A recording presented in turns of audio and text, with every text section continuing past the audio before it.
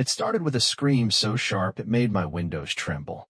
At first, I thought maybe a coyote had broken into the chicken coop or maybe Bear, my German shepherd, had cornered a raccoon again. But then I heard the voice, that high-pitched screech I'd come to associate with only one person, Judith Pickering, the HOA president from 3 doors down. And she wasn't outside. She was inside my house. Now let me back up just a second. I'm a retired military K-9 handler.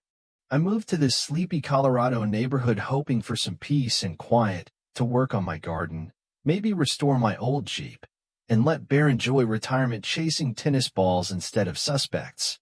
But Judith had other plans. From day one, she treated this HOA like her personal kingdom and me like an enemy of the crown. First it was the mailbox, mine was black, not HOA-approved beige. Then the lawn apparently mowing on Sundays was a sign of moral decline.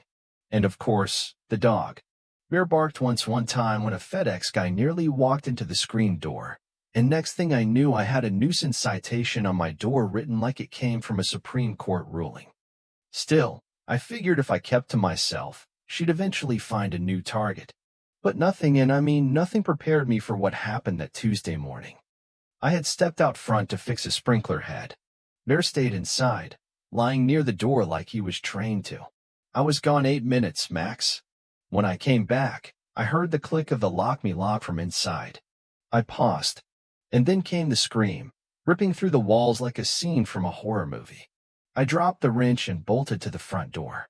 There she was, collapsed on my living room floor like a Broadway actress mid-faint, one hand across her chest, the other clutching a clipboard. Her shoes had flown across the room. Bear was standing over her, not attacking, just alert, ears forward, tail straight, doing exactly what he'd been trained to do, block and assess. I shouted his release word, and he backed off, but stayed close. Judith stumbled to her feet, brushing imaginary dust off her blouse like nothing had happened.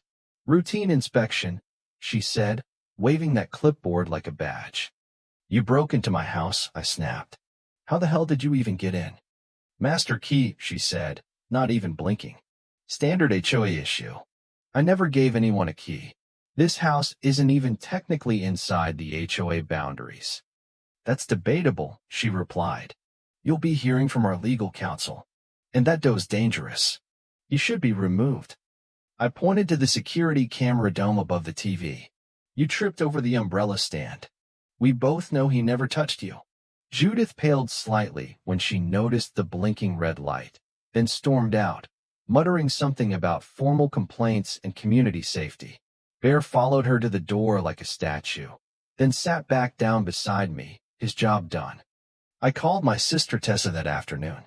She's a real estate attorney in Denver, and the moment I told her what happened, she said, "Forward me the footage. I'm writing the first draft tonight." By dinner, Judith had left 3 voicemails, one a half-hearted apology, one a threat of escalating fines, and the third claiming she'd file a restraining order against Bear. Tessa laughed so hard she nearly dropped her wine glass. The next morning, I uploaded a 30-second clip to Reddit, Judith entering, smug, only to freeze as Bear stepped into frame. Then she tripped, flailed, and crumpled like a puppet with its strings cut. Caption: HOA Queen meets K-9 reality check. It blew up. Tens of thousands of upvotes. Comments calling Bear a national hero. Someone made a meme. Bear wearing aviators, Judith mid-fall behind him. Then things got weird in a good way. Neighbors started knocking on my door. One woman down the street, Naomi, asked if Judith had used the same inspection excuse when her wedding ring went missing last month. An elderly gentleman, Mr. Carter, said Judith once entered his home claiming to check his water pressure. Tessa dug into the HOA bylaws and found something golden. Judith had never filed any vote or motion to authorize master keys. The locksmith she used wasn't even approved. She paid cash off the books.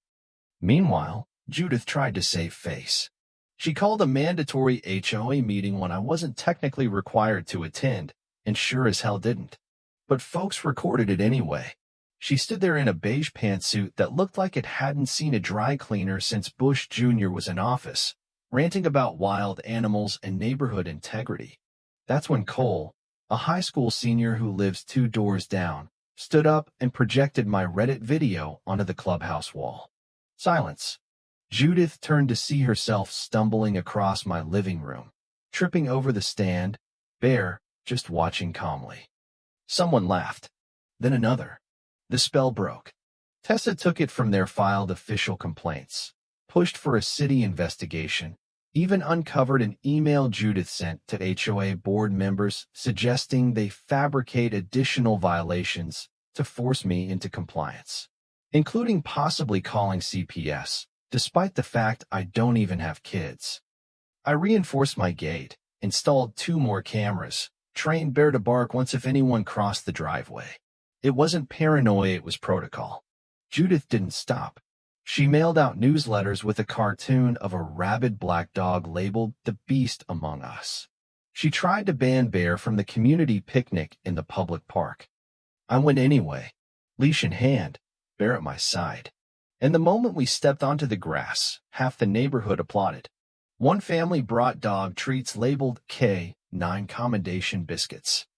Judith tried to yell, "You can't bring that animal here." I didn't even flinch. This is public land. He's registered. Sit down, Judith. Naomi stepped forward. Or maybe you should leave. Judith turned red, then pale, then left. Later that week, I received a formal letter from the city thanking me and Bear for exposing misconduct. They even mentioned starting a watchdog policy review, no pun intended. The locksmith agreed to testify. The city launched an audit. Judith was formally removed. Multiple charges filed.